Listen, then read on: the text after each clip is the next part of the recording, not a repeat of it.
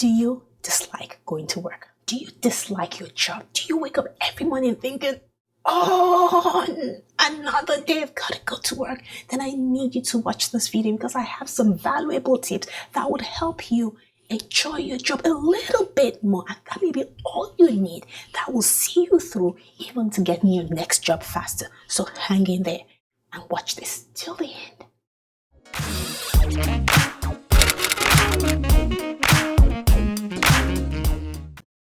Hello, in case you do not know me, my name is Oyinko Ekimadi.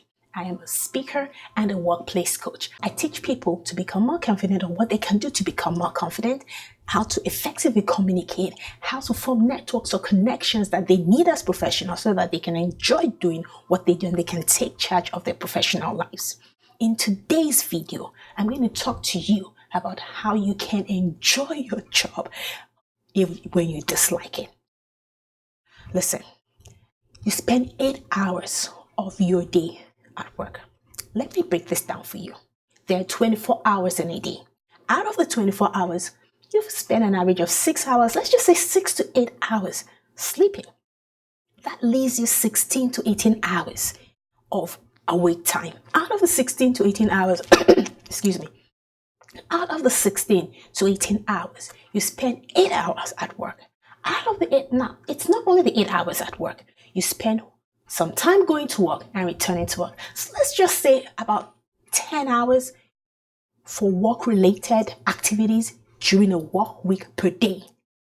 That is a huge chunk of your day. And when you hate your work, most likely you'll be stressed because you hate the job. And when you're stressed, it impacts your health. There's so many stress-related illnesses. It impacts your family, the relationship you have with them, and it may impact your income. Because if you're spending money on your health, as a result of the stress, you're spending money where you shouldn't. If you're losing money because you're not as productive at work, you're losing money that you could earn. So what can you do to enjoy your job? And that's what I'm going to talk about right away. The first thing is to change your mindset. I know, don't tell me change my mindset, but that is actually the most important thing. Hear me out for a moment. If you see a glass that is half full, you can either see it as half empty or you can see it as half full. But here's the difference. If you see it as half empty, you're thinking, this glass will soon be empty. When it's empty, I am at a loss. When it's empty, what am I going to do? Looking at the glass half empty makes you think about all the negative side effects. It keeps your focus on the worst thing that can happen, and that will feed into the stress and make you more stressed and make you hate the job more and make you more stressed, and it becomes a negative loop.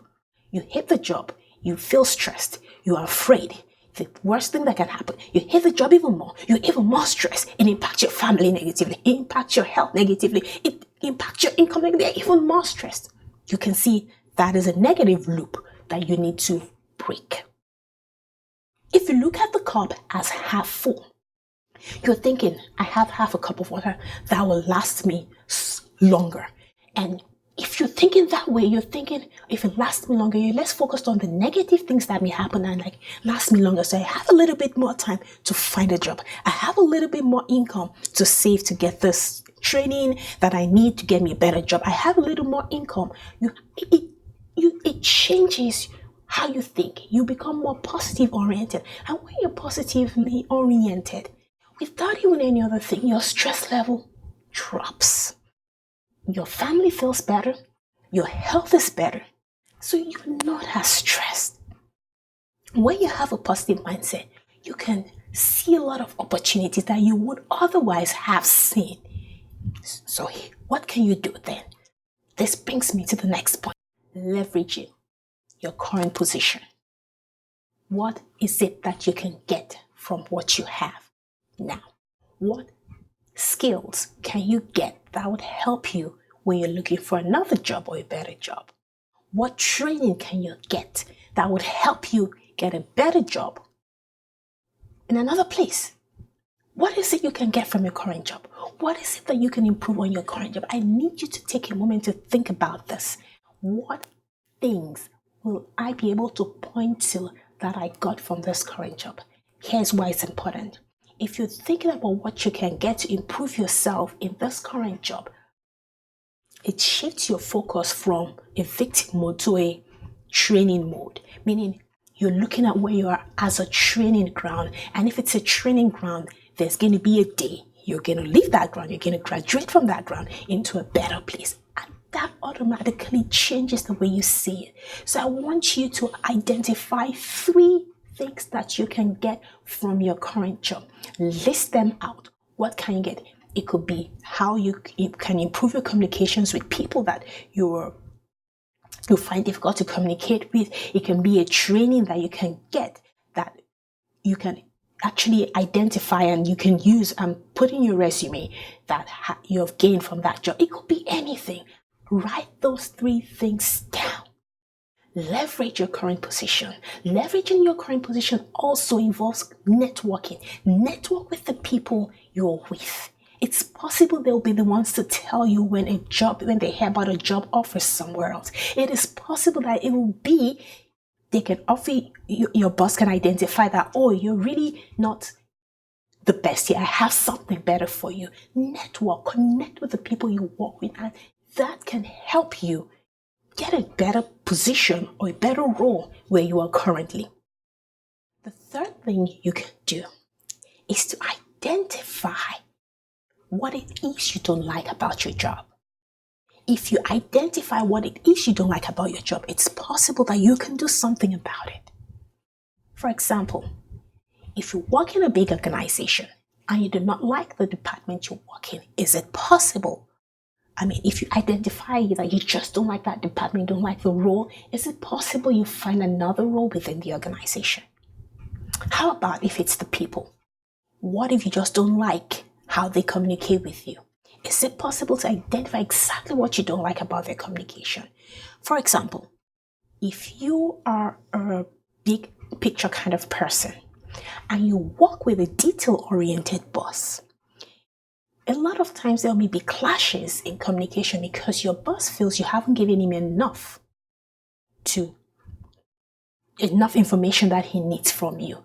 Well, it's not like you haven't given enough information. It's just that you're not as detail-oriented as he is. So in that regard, it may be a wise thing to always ask your boss to pinpoint a question. If you tell me exactly what you want, I can give you exactly what you need within minutes or within a day. Just tell me exactly what you want. And you'll be surprised that may ease a lot of tension. And the reverse can be the case. If you're a detail-oriented person and you work for a big picture kind of boss, and you provide all the work, the data, the information, the references, every single thing, and you present it to your boss, and every time he doesn't even acknowledge what you do, he just sits on like, okay, that's too much. You begin to feel undervalued. You begin to feel like, listen, this guy doesn't value what I do. That's not what the problem is. The problem is when he sees so many things, when he sees so much details, it overwhelms him or her. So it may be that you can ask your boss, like, I sent you some information 2 days ago. I didn't get any response from you. Is there any other way you would like me to present that to you that will make it easier for you to go through and give me feedback on it? It may come like, oh yeah, there were so many things and I couldn't read through it. That is a cue or a clue to tell him maybe you overwhelm him with too many details. So you may say, hey, do you want me to give you a summary instead? You see, sometimes what you dislike, if you can isolate it, you may be able to deal with it, and that may be the solution you've been looking for. Next thing is not to give other people power and control over your emotions.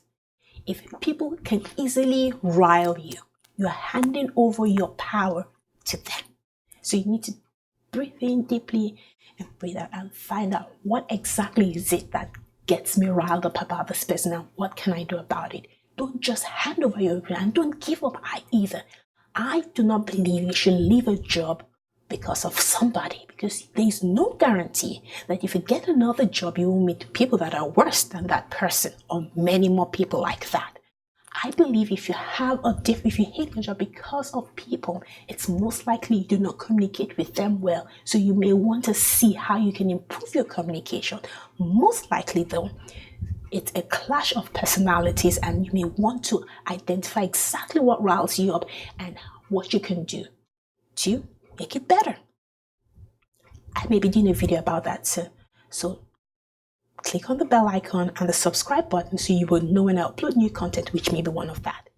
And the last thing is to learn to leave work at work. Don't carry work home, and don't carry home to work. Learn to dissociate the two. Listen, if you can leave work at work, you're leaving all the tension and all the stress associated with that job at work, and you're going home to enjoy your downtime. This is true even if you work from home. Set a schedule for yourself. And once it is time to stop. This is even worse if you... So, leave work at work. Don't carry work home. Don't carry the problems of work home. Don't think about what someone did to you that riled you up, and think about it and think about it and think about it. Don't even think about how you get back to that person. Other than that, hey, how can I improve my communication? Don't waste the rest of your day thinking and thinking and thinking about work. Shut the door to work when work time is over. So, I hope with these tips, you've been able to get one, two, or many things that would help you enjoy your work a little bit better. Because as long as work is made up of people, there are bound to be people that will rob you of wrong. And sometimes it may not be the people, it may be the job. Remember, it's for a season. See what you can leverage from your current position to get you what you want. So I'll see you in the next video. Make sure you watch it.